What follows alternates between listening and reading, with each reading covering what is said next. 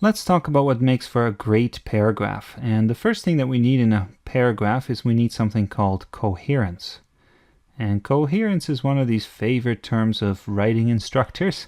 And what it means is basically just something that's logical, unified, and consistent. In other words, your paragraph should have one point, just one central point, and everything should flow from that.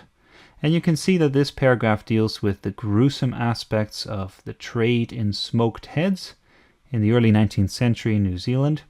And every single sentence that follows afterwards is going to be kind of under the umbrella of this topic. So that's the first point. We want coherence and we want things to flow naturally and logically. The second thing we want is we want some kind of topic sentence. So our topic sentence is typically our first sentence or two, and it announces what the essay is going to be about. So it functions a little bit like a road sign or some kind of marker, and it kind of says, in this direction, this is what you can expect to see. So that's very helpful for the reader. The third point the third aspect that we need is we need some kind of evidence. We need clear evidence. And there are a number of things that are said in this paragraph that might back up this point, but probably our best evidence in this case is the quotation over here from Michael King. So we found a great quote, we're going to use it, and then we're going to cite it as well. And we cited it here using the Chicago Manual of Style, which is what's used in history. There should actually be a little note there as well, little number 1 that points us to the footnote, and the footnote would be at the bottom of the page. If you're using, let's say, the MLA guidelines, you would have a different form of citation, so it really depends on what the field is that you're working in. The fourth thing that we need in a strong paragraph is we need good transitions.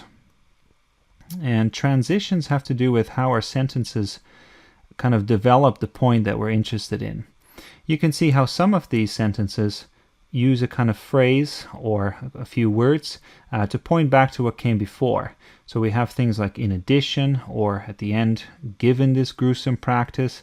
And this kind of says, you know what, something came before and we're tying this to the previous bit. Now, beginning writers can often overdo this. So they'll use a lot of words like thus and therefore, and so on. Many of these, by the way, are conjunctive adverbs, which can be quite useful.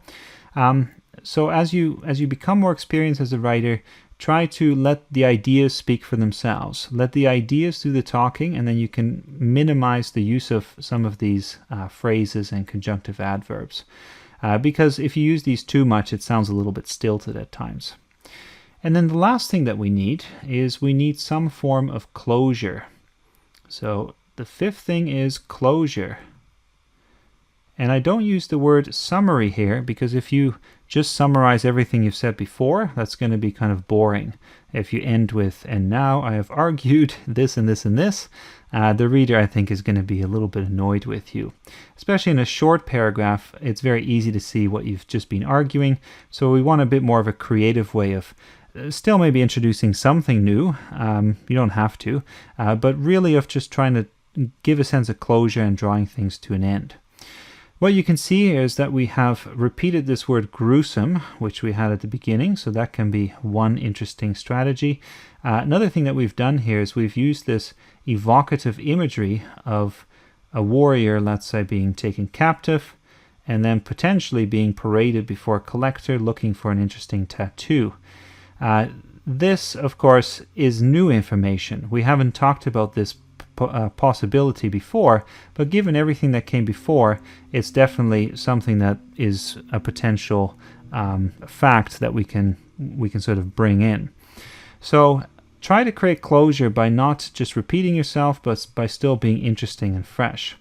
And then the last thing to notice about the final sentence or two is that you don't have to introduce the next paragraph. So if you're thinking about the next paragraph, and that's the symbol for a paragraph, you don't have to say anything about it yet. Just wait till you start the next paragraph and then introduce your next topic or idea.